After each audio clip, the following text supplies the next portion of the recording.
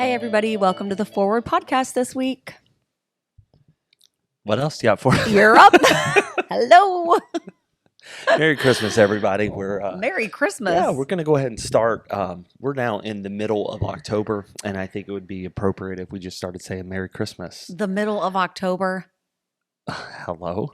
Why not? Oh, my goodness. If Hobby Lobby has their decorations well, up, that's true. I think we could start saying Merry Christmas, although it's been up since probably about July. So yeah, probably they're should getting not go weirder by every them. year.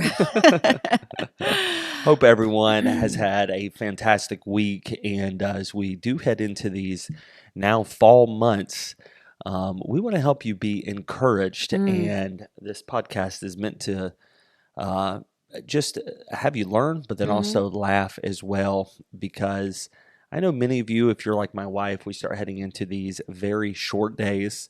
Time change is going to be taking place here soon. Help me, It Lord. gets dark so early, and it does affect you. We talked about that. I remember like several months ago.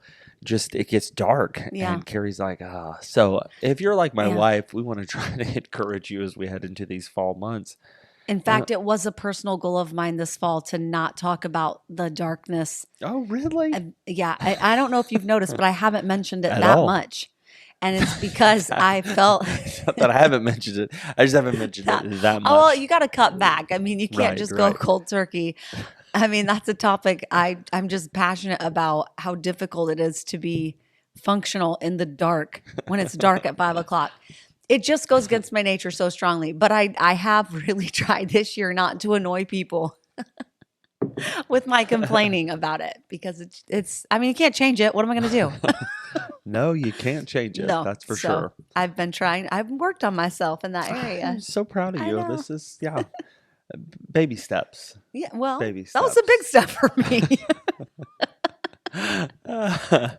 Oh, my word. Anyways. Well, actually, this episode is going to be a little bit different in that we are going to answer a question that came in a little while back. And we thought about just writing this individual and then thought, well, why don't we talk about it in a future episode? And so we're going to do that this evening. So we really don't have a lot of notes, things that we have written down at all, except for kind of the Just a little, question this evening. But that is, the question came in, and here's what we were asked. What would you tell yourself if you could go back starting out?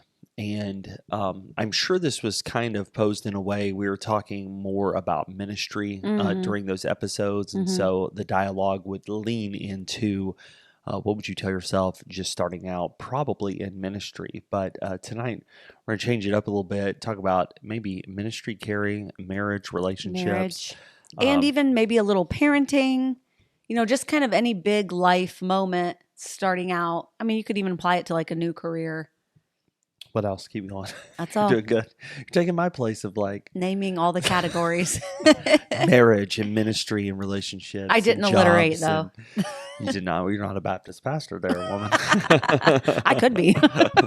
There's no doubt.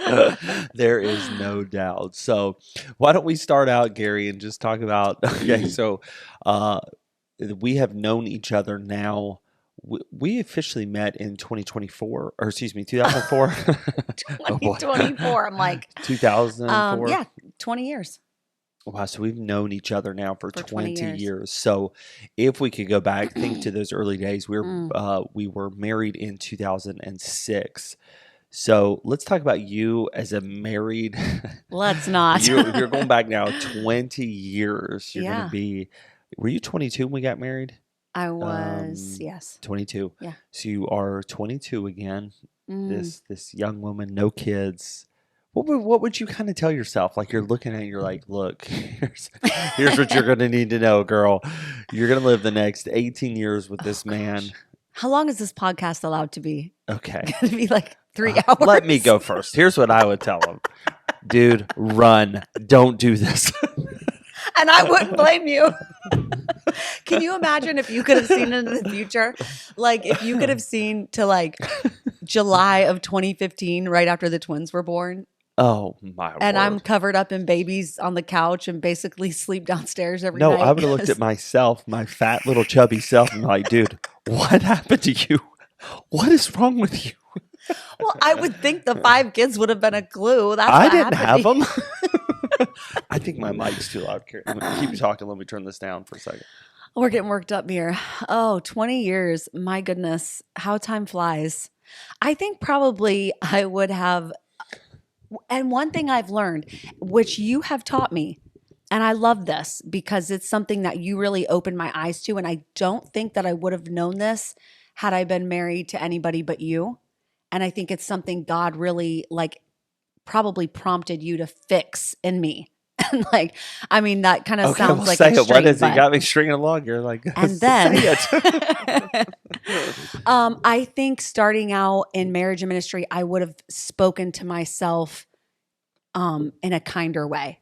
I think my inner voice would have been gentler. I didn't know that Elaborate. What do you yeah, mean? I didn't about myself. Like I'm very hard on myself and I have extremely high expectations for myself.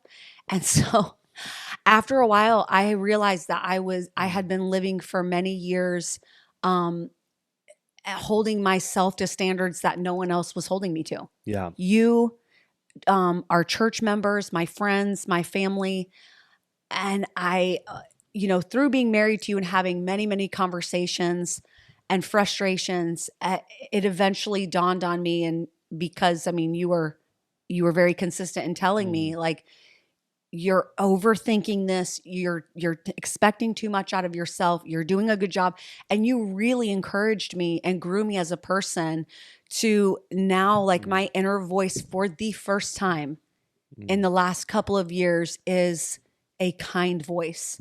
And I don't think I've ever had that. I think since my parents could probably vouch for me because I remember my parents both saying to me when I was a kid, slow down, calm down, relax.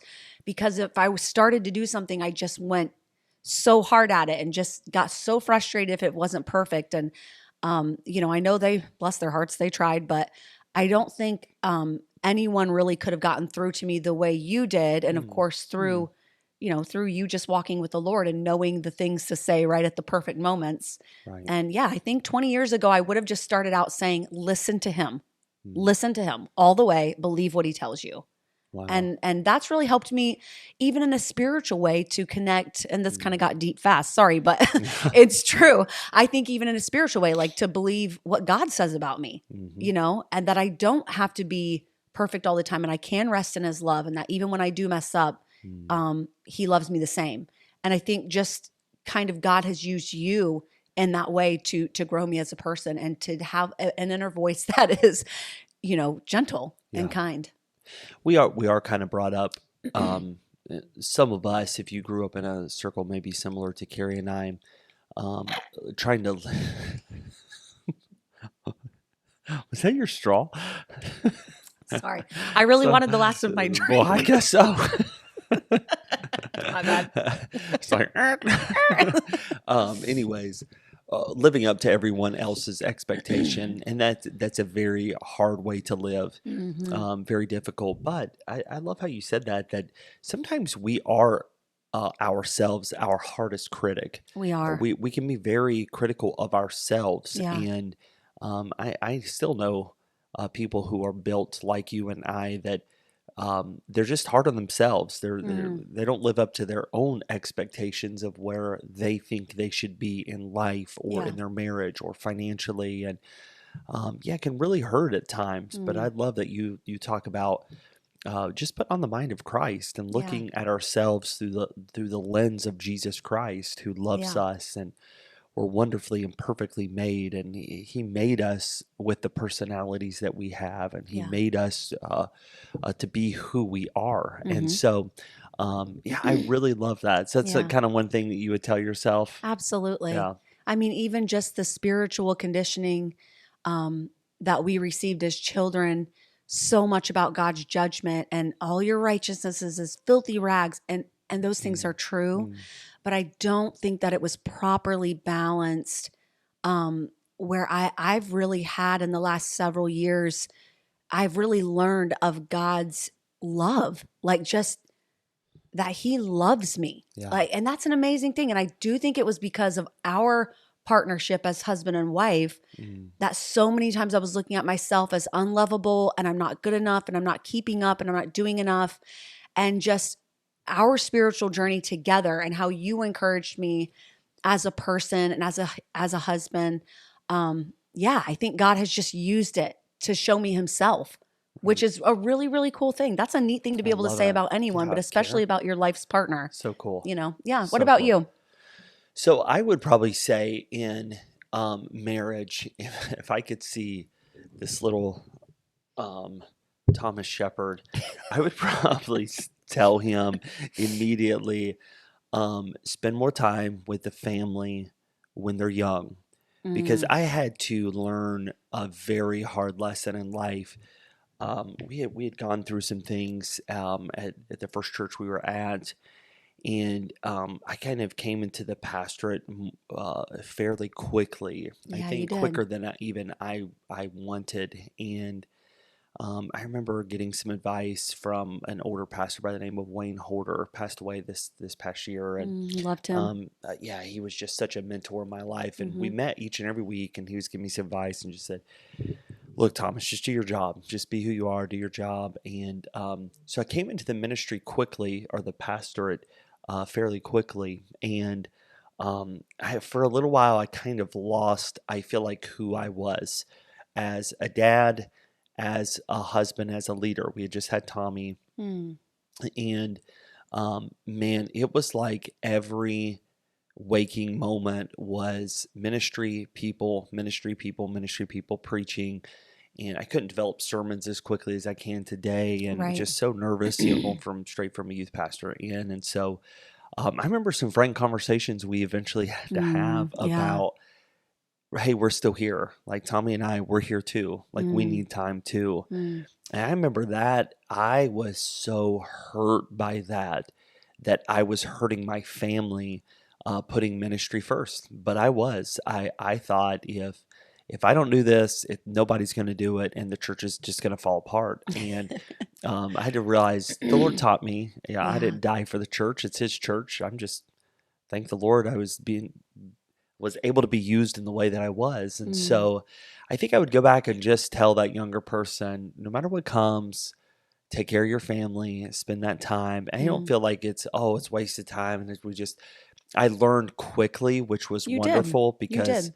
I would hate to have that what if moment and all of our kids are leaving the house or out of the house, and care, I'm going back like, Yeah. I missed it. I missed their upbringing. Yeah. Oh, they hate me. They hate God. They're just, I learned quickly. So with the Hmm. next four kids that came fairly quickly in our life, we were really able to, we took a lot of time together. Yeah. And so for anyone out there that's younger in ministry, or just Or even your early, career. yeah, early in your career, just remember this: there's always plenty of ways to make money. There's Yeah. always going to be people that need you, but your number one needs to be your family. Your Yeah. wife, your husband, Hmm. is first, even before the kids. Hmm. And then the kids, it's so vitally important that you realize that now, Yeah. and get that now. So that's something I would tell 'em. I remember two times that we both learned that lesson specifically.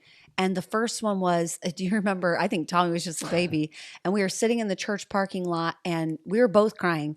Like we were Oh, yeah. frustrated, and we didn't live near family at the time, and we had was each other. And I remember I was like sobbing. Of course, Tommy was a baby, so I was probably just struggling anyway. But and you were kind of teary, and we were both saying like we don't know how to balance. This is really Mhm. hard. Mm. And when we were just at that conference last week, that pastor said, "You can burn yourself out with something you love." Mm. And that when he said that, it took me back to that Wow. moment. And I remembered sitting in our Durango and staring at our church building and feeling like, how do I tell you I can't do this anymore Mm. this way when I love it here so much. Yeah. Like but I didn't know how to put that into words. And when he said that you can get burnout doing something you love, I was like, that was That was us. it. That was Yeah. just such a great way to That's phrase so that. true. And we did. I mean, we did talk it out and get it out. It was Sure. I Yeah. probably said it in the ugliest way, but um, that was that moment. And we grew from that. We grew so much from that conversation. And then I remember a staff member that we had said, "Pastor, I need one day that I'm not at the church Hmm. because that's work for me too. Right. It's not just loving people. It's also work. And I need a day where I'm not there because we were burning hard. I mean, we were going at Oh, it. we were. And I remember you came home and you said, that he had said that. And you were just kind of like, he's right, right. And I said, yeah, I think you need a day too. And I remember those 2 times, just like that It's really making sense. Yeah, I remember like both of us growing in those moments. Like, this is okay, we got to make changes. Yeah. But it was Those are so good different for days. us. We still are. Here we are. Yeah. We have full days of ministry every Yeah. day, and yet we're here at 11 o'clock at night and we're still recording now. So We haven't changed that much.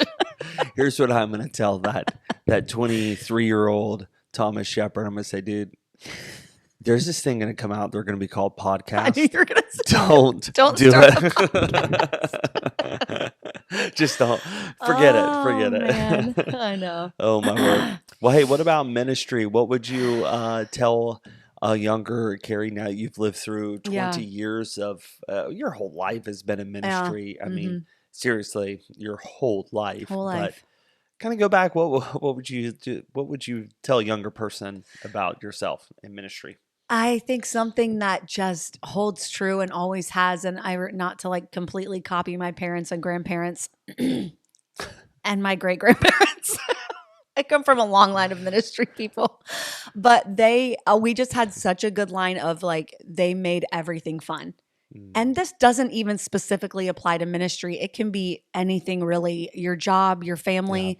It can be, anything you're going and you're doing consistently. But there were hard times in ministry growing up. My dad's still a pastor, and we were in evangelism for a while, missions trips, you name it, we've done it, traveled and sang, everything. But my family just always made everything fun. Even when we were frustrated, everything was difficult. My dad would always like lean in. And I remember one time we were going out to sing at this church, and one of us had gotten laryngitis. Somebody was sick. It was just like this things had gone very bad very quickly. And we're at this big conference. We got to sing it. And I remember my dad leaning in and saying, you guys give me everything you've got just for this night, and I will take you to a hotel with a swimming pool.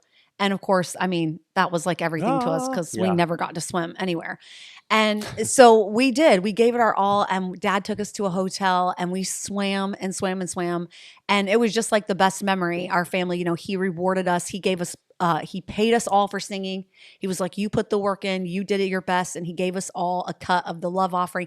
And he just knew my parents just knew how to make things fun, even when they were really hard. And I think that's probably a big reason that like my character was attracted to you, because you are the exact same way. Like, we just know how to get into a situation, and I swear we will be so stressed, and so we've been miserable at times. Just, this is really hard, or this is a really sad time, and you'll lean over and say something to make me crack up, or we'll say an inside joke or something. And I think when you do that, I mean, even in your home and your family and your job, when you make stuff fun, it just lightens the room. It lightens the space. You know what I'm saying? I do. Yeah. I think that's one of the best things. And it really does show other people, like, you have the joy of the Lord. You have hope in you that transcends difficulty that you're going through. Yeah. That's really good, Kara. Yeah. Really good. I think for me in ministry, I would say don't sweat the small stuff. I think I've probably wasted a lot of time over the last 20 years worried about things that I just don't need to be worried about. There are so many times now I have learned just to emphasize what Christ emphasizes. Yeah. And now I'm trying to get other people to learn this same kind of walk with God is I especially, I used to fret over just the smallest things. Yeah. Man, somebody would be upset with me, and oh my word, I just took it so to heart. It would eat me alive.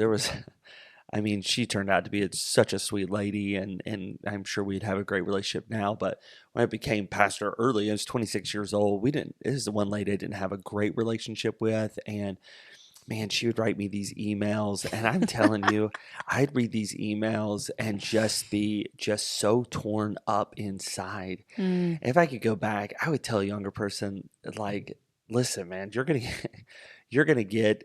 Not everyone's gonna like you. Let's Get just put used to that. those Yeah, emails. just get. It's gonna be okay. Like they're God's people.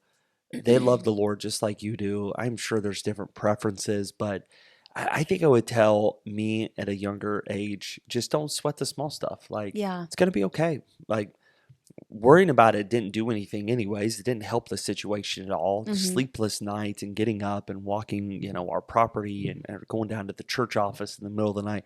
It just didn't help anything. I could have Yeah. just slept by just honestly just giving it to the Lord. Yeah. Just relax and just give it to God. I Yeah. think it's actually a lesson for all of us that we still need Absolutely. to learn. I still feel like we as Americans really do sweat the small stuff. Hmm. Like I was talking with a couple here this week, and we're talking about just, I mean, the things that are bothering us are so minute. Mm, Like we are so, Carrie, blessed I agree. beyond measure Yeah. that you stop and think, this is what I'm complaining about? Hmm. Like, there's other nations that don't have water, and they don't know where the next, where their next meal is going to come from, or they're having church underground, and here Mm, we are like, yeah. they're going to change the clocks, and we have to, we're losing an hour of daylight. Like, oh my Okay, word, you didn't we're have to just use okay. mine. Well, girl, you know what I'm saying? Like, there's a little I conviction said right I've there. stopped complaining about it. It was what came to my mind. Sheesh. I'm perfect, so I don't complain about anything. Oh, you So wait. You wait. you can't think of anything. You're trying your I'm writing a best. story down right now. Anyways, You're right, though. so we're just so blessed. So We for are. me, it's like I really going back to ministry. There were some things that, again, maybe from our upbringing, and then from the college that I went to just the circles that are around, like Hmm. I would emphasize a lot of things that just are extracurricular. Hmm. It's extra biblical. It's just these standards and these things, and everybody has to do them. And if we don't, then you don't love Jesus. And it's just it was too much. It Yeah. was very Pharisaical and adding. And if I could at a younger age just have learned to emphasize the gospel and what the Bible emphasizes, preach those things, and then when the other things come along, it's who cares? Yeah. Like we know God's working and God's good, and yeah, I think that's for sure something that I would say. I love that. Absolutely. I love that. That's really good. I remember when my brother got cancer, he was 17. Mm, And in our family, that was a big wake up moment um, about caring about foolish things and yeah. stressing over foolish things. Um, I remember it really changed our family. My brother was diagnosed with Hodgkin's lymphoma at 17, and 6 months later, my mom's mom was diagnosed with stage 4 ovarian cancer. And so within 6 months, two main people in our family Goodness. um, were going through cancer, Yeah. like chemo and radiation and hospital visits. And it was just such a wake up call. And sometimes still when I hug Tommy goodnight or I hold one of the girls, I remember my brother sitting on the couch and, um, all of our family discussing his diagnosis. Yeah. Yeah. And I just think back to that moment, like, I'm so thankful we haven't had anything like that yet Right. with our children or Yeah. even our parents or anything. And you never know. I mean, in one day, your whole life can change and you have to adjust jobs and, all these things. And God knows what's coming, but we don't. And so you have to live in the moment and Mm, you have to be thankful for some, like, just waking up and saying, God, thank you. We're all healthy today. yeah. And it's times like that where it really does adjust your perspective and adjust It your faith. does. You can try not to Absolutely. forget it. Yeah. So, what It's would you good. speak to yourself 20 years ago about finances? Dun, Oh, dun, wow. dun. What would you? I still don't have an opinion on finances. I gave that up when you gave me a ring, and that's yours to bear. Oh my Good word. luck. Yeah, I would probably say invest in Amazon, Right. Microsoft, Yes. and Apple and just live happily ever Amazon after. for sure. For sure. No, I actually think we've done very well in that area. I don't think Yes, you have done we've amazing. I learned from early on, I think you did from probably your grandfather, I did from my dad, to be givers, not just takers. Bless people, give to people, give to the Lord, give to the church. We've always been tithers. We've always given towards missions and offering, and then for Carrie and I, we've always lived debt free. We still live debt free, and we own our cars, and our mortgage is what we have, and we try to make investments here and then also in eternity. So I would. We did start out though learning. We did have some learning years too. Yeah. Yeah. Well, yes, telling you to stop spending money. I know. There's some learning, all right. He's still Hey, Karen, trying. We can't afford that. I don't know how to say this, but no. Okay. Y'all, I would just love for you to be married to somebody else for a week and just see how little I spend. You think so? Yes. Okay. Yes. What came in that Amazon box tonight? I needed that. That's for the children. All the kids go run up there like, oh, it's our something from Amazon. Like, oh, guys, you know that's going to be for mom.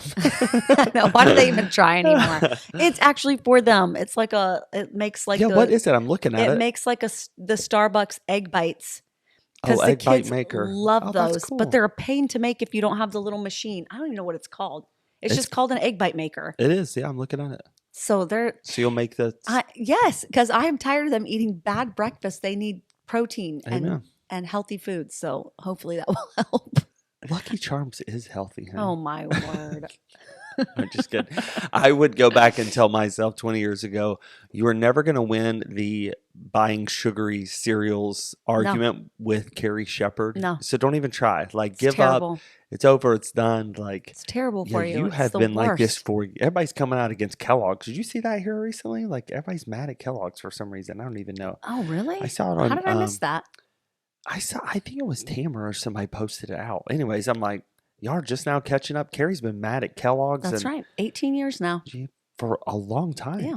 It's terrible. I mean, you literally spend money to like make your body worse and unhealthy and sick. You're like paying someone to poison you. Don't get me started. I know.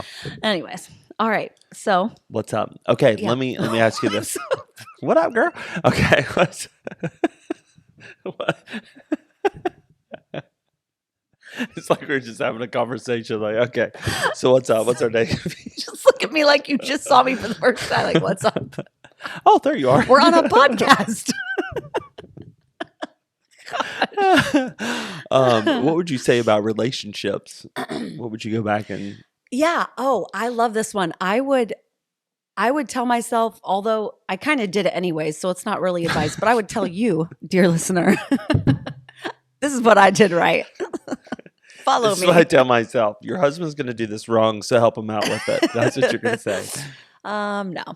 I would tell anyone starting out in ministry, or say you're in your early 20s, make strong friendships. Yeah. Make really strong friendships. And there's a lot of false information out there about friendship. And one that I heard recently, which I really love, is Dr. Keene was saying at that funeral. I've always heard from women, you have to nurture your friendships. You have to maintain your friendships. You have to try all this. And it's like a lot of work, right? Yeah. And Dr. Keene said at that funeral of Brother Holder, they were such good friends for all those years. And he said, if you have to work at a friendship, it's not a friendship. Mm-hmm. That was stunned me. Yeah. Dr. Keene always pulls out those He is so little one-liner tweets. I could listen to him talk all day. Amazing. It's so much wisdom, and it's said so simply. And that was one thing, like, I think in girl world, we're always told maintain, nurture. And it's like, oh, great. Another thing I have to, take care of. But when he said that, it hit me that all the friendships that I have that are the closest to me and mean the most, I don't really work at. Yeah. I don't. I mean, I put very little into them, but when we're together or we have a conversation, there is so much love and there's so much support there. Mm. And those are the friendships I just value so highly. And so I'm looking at friendship in a totally different way. Since he said that, I'm like, when I'm with someone, I want to listen well. I want to make eye contact. I want to give a warm hug. But I don't want a relationship where, again, there's those high expectations, there's that pressure, and I don't want to be the one putting that on anyone. And so I love that. I just love that, we've made some amazing friendships along the way. And I firmly know with all my heart that I could pick up the phone and I could call 10 people tomorrow if I needed something. Yeah. And they could call me. Yeah. And so I think I would say that to my younger self is like, go ahead with friendships. Don't hold yourself back because you're a pastor's wife and you shouldn't, have a best friend, or you shouldn't, be exclusive with someone. I try very hard to be friendly at church and get around to as many people as I can. But friendships are a beautiful thing. Yeah. And I think they've enriched our life and our family so well. It's so true when it comes to relationships. There's, I feel like, just bad information that we give young people going into ministry where it's, this is your flock and you can't have friends and don't hang out with people in your church. And there's just all this. I don't know who started it or where it came from, but it's not biblical. Terrible. It's actually really bad advice because some of our best friends in life have done ministry with us. Yes. And so I would continue to say, have people that you love in your ministry and then on the outside as well. I think everybody needs to have relationships where you can just get around other people and just have a good time. Yeah. And we're so blessed in this area. We have so many people that are just, to this day, we can get around and they're like family. Yeah. You just hang out. It's not awkward. It's not weird. It's not different. It's just, man, it's authentic friendships of getting together. Yeah. And for anyone listening to this, have people like that in your life that can, it's not, okay, we have to have them over and here we go. And it's awkward. And how was your day? It was good. I don't know. I'm sure everybody needs that, but there are people that just need to be able to walk in and you hang out and you laugh and then it's okay. We'll see you guys later. Bye. And it's it. It's just, it's kind of maintenance free. Oh, so nice. Everyone needs that. I'm just telling you right now, you have to have that in your life. If you're married, your spouse definitely should be that number one person. Carrie and I mean, I would say I love people and we're around people 7 days a week. But my number one person to hang out with is you. Like we went to this conference here recently and there was a couple times Carrie and I just got to be alone. In fact, one of the nights we were at Magic Kingdom down in Florida all by ourselves, pouring the rain. We're just holding hands, just hanging out. Like that was fun. I love that. Yeah. Like I love that as well. So it's. You didn't want the kids there, all 5 of the kids? No, I did not want the kids there. Didn't miss them a bit. Carrie's trying to text them like, "Who you texting my kids? They're fine. They're good." Oh, that was fun. Time and place. It was fun. Yeah. And we're not even those people, but it still was really fun. I know. It was really good. Okay, so last one. Okay. What would you tell your 20-year-old self about parenting? To prepare yourself for parenting. Speaking of the kids, we ditched at Disney World. I would say just don't have any. I knew you were going to say that. You're so predictable. Look, buddy, our kids are going to listen to this someday, honey. Kids, I love you, but wow. Wow. No, I'm just joking. About parenting, I would just say you're in for the long haul. Okay, I'm trying to think of something. Have anything encouraging because I'm like the best father. Like I got it all down. Why did you roll your eyes, woman? You're the best father, and you're sitting here saying you don't even want your kids. That's why I'm a good dad. Let me defer to you. What would you say? I don't. Okay, hold on. Let me think about this. I'll say it while you think. No, let me think before you say, because you're going to be so good, and then I'm going to be lame-o over here. I would say be a missionary every day. No, be consistent. I would say consistency is going to pay off in the end because I didn't see it at first, especially with Tommy, who was a pretty stubborn little kid.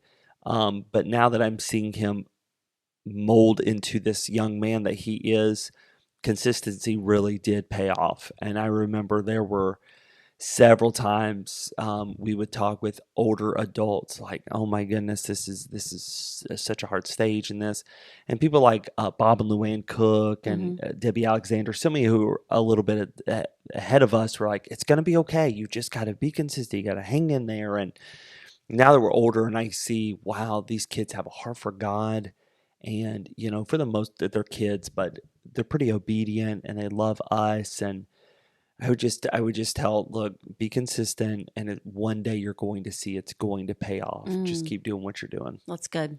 And that will give a lot of hope too.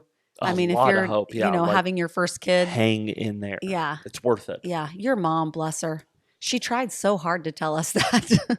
Be consistent. Be consistent. So did your mom. Your mom stepped in too. I know, but your mom is probably she's probably, a more disciplined, consistent person. My mom was more like, get their heart, capture their heart while they're young, And I just remember your mom kept trying to tell me that. I was like, I am. And she's looking at me like, I don't think you she are. was right. I should have been. Oh, yeah. Okay, what would you say? I think every moment matters. That sounds kind of depressing because it sounds overwhelming, and it is, but let me phrase it this way. Your kid will be you. Like, they will be you. They will be everything that you are. Your temperament, your patience, your encouragement, your moods, they are us. Mm-hmm. They are, and each of them expresses us in a different way. But everybody has free will, but the environment in which a child is raised is just so, so crucial. Mm. And I didn't know this when I was a young mother. I wish I knew it earlier. But a child is basically like in a state of almost hypnosis until they're 7. So meaning that their brain is in a state of such deep and concentrated learning that every little thing is recorded by their mind because it's trying to teach their body how to survive, right? So it's so crucial to do the things around and in front of your children, even when you think they're too small to notice, that to develop their character in the way in which you want.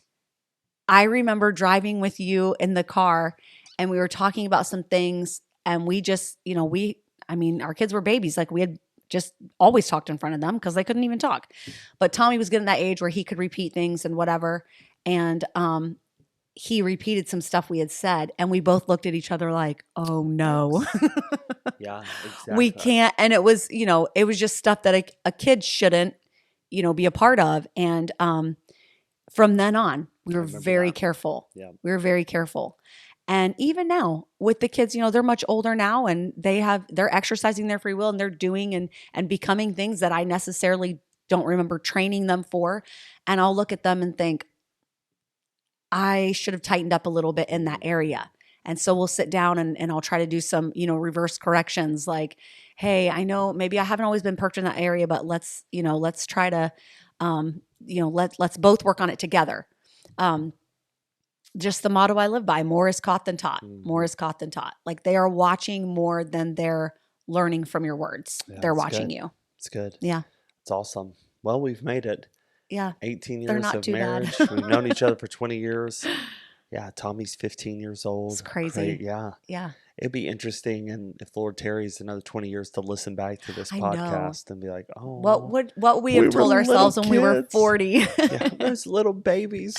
So we need some 60-year-olds to chime in on this. Write us and tell us. Hey, jump on either one of our, you can get on Facebook Messenger if you follow us, or we're on TikTok, Instagram, Forward Podcast at outlook.com. Jump on and you give some advice. What would you tell yourself? We have quite a few adults. We have some teenagers, but hey, go back 10 years, 20 years, and just give us a little snippet of something that you would change in your life or tell a younger you. It's definitely moments we've all grown in. We don't want those what if moments. We don't get to go back, Mm-mm. but we can change who we are right now and continue forward. It's what this podcast is all about. Absolutely. Keep moving forward. Thanks for listening. Yeah, thanks for all the awesome reviews here lately, too. It's Yes. been really wonderful. You guys are so awesome, and we'll see you this next week.